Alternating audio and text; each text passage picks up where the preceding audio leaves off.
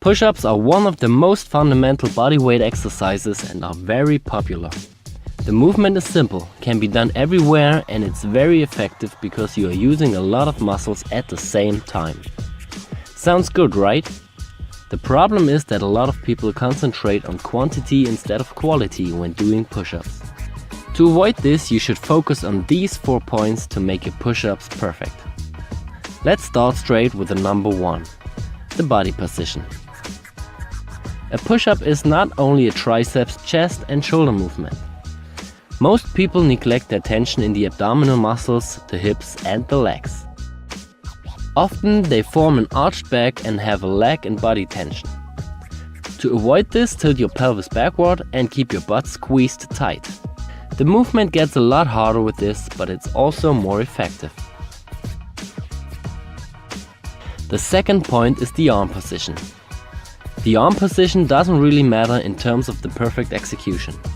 A perfect push-up can be done with a wide or a narrow grip, but it's important to place your wrists in a nearly vertical line under your shoulder when you do the standard push-up. There are still exceptions for that rule, for example when you are doing pseudo planche push-ups, which puts the focus more on your shoulder. Or when you're doing sphinx push-ups, which are a triceps dominant movement.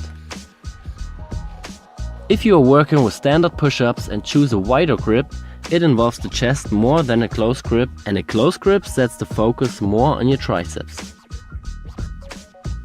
The only thing you should avoid completely are out-flared elbows, because this puts a lot of stress on your shoulder, which can lead to injuries. The closer you place your arms to the body, the more your elbows point backwards.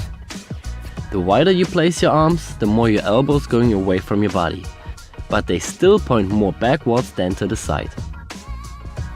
The third point is the range of motion. This is quite simple, just don't cheat. Go all the way up and all the way down and let your body straight. Don't decrease the range of motion by bringing your head forward or your hips down. The last point is the shoulder blade movement. This is a very neglected point. When you're going down, your shoulder blades come together, and when you're going up, they go apart. You should also focus on pushing them downward instead of upward. But don't forget, there's still difference between a passive and an active way of this shoulder blade movement. If you are too weak in the shoulder girdle, your shoulder blades come together because you are not able to hold your body against the gravity.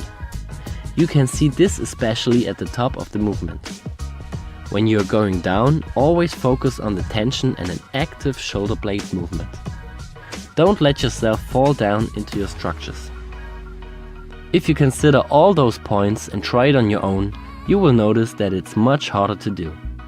Maybe your amount of maximum repetitions will drop, but that doesn't matter. Always focus on quality over quantity, and you will be rewarded with progress and a healthy body. If you have any questions to this topic, just leave a comment. Thank you, Alex.